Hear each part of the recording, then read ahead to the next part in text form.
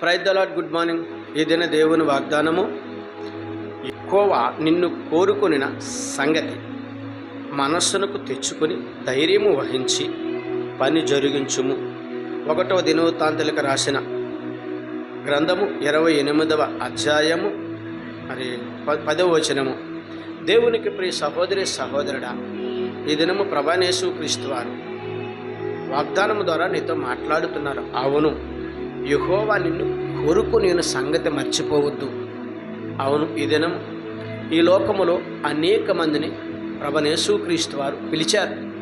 రండి నా యొద్దకు, మీకు విశ్రాంతిని కలుగజేదును, మీకు సమాధానమునిచ్చి మిమ్మల్ని మరి సమృద్ధి గల జీవితంతో దీవించి ఆశీర్వదిస్తానని ప్రభువైన యేసుక్రీస్తు వారు అనేక మందిని పిలవగా, మరి పిలవబడిన వారు అనేకులై ఉండగా, మరి ఏర్పరచబడినవి నీవు గనుక అనగా వారందరిలో దేవుడిని నించుకుని ఏర్పరచుకున్నాడు కనుక ఆ సంగతి మర్చిపోకుండా, దేవుడు అనేక మందిని పిలిచి నన్ను ఏర్పరచుకున్నాడు కనుక, తన బిడ్డగా నన్ను నడిపిస్తున్నాడు కనుక, మరి తను ఐశ్వర్యవంతుడు కనుక తన మహిమ ద్వారా నన్ను దీవించి ఆశీర్వదిస్తానని ఈ దినము మరి ప్రభువైన యేసుక్రీస్తు నాతో మాట్లాడుతున్నారు కనుక, నేను కుడుకుగాను ఎడమగాని తొట్టిల్లకుండా నాగటి మీద చెయ్యబెట్టిన వాడు వెనుతిరుగు చూడకూడదనే మరి వాక్యాన్ని బట్టి నేను ముందుకు సాగుతూ ఆయన వెంబడిస్తూ ఆయన గొప్ప ఐశ్వర్యములో, ఆయన గొప్ప ధననిధిలోని ధనమును, గొప్ప సమృద్ధి కలిగిన ఆశీర్వాదం పొందుకుంటానని నమ్మిక కలిగి ప్రార్థిస్తే,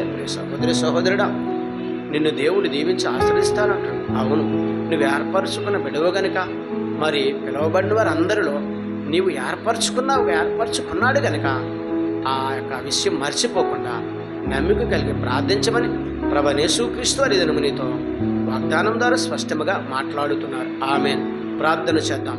సకల ఆశీర్వచనములకు కారణభూతుడైన మా యేసు ప్రభువా, నీ ఘనమైన నామానికే స్తుతులు స్తోత్రాలునైనా, నీ సుందరమైన నామానికి లెక్కలేని వందనాలు. ఈ ఉదయకాల సమయంలో వాగ్దానమును చూచిన, వాగ్దానమును చదివిన, వాగ్దానమును విన్న ప్రతి బిడ్డను దీవించండి, ఆశీర్వదించండి. యేసుక్రీస్తు పరిశుద్ధమైన నామములో అడిగి వేడుకొనుచున్నాను పరమ తండ్రి. ఆమేన్.